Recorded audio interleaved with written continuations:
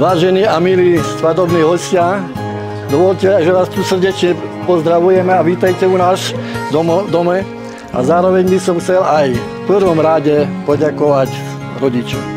Lebo viete, že rodičia to sú tí hlavní, ktorí to všetko zniesú, čo ich deti potrebujú, dajú materinskú lásku, to všetko, čo patrí.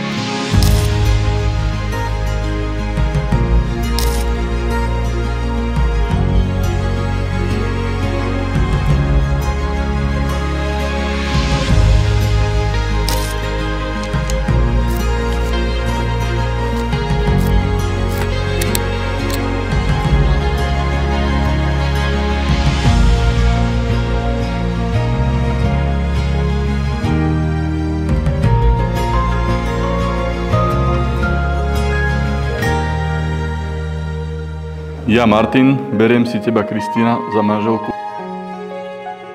A sľubujem ti lásku, vernosť, úctu a manželskú poslušnosť a že ťa do smrti neopustím.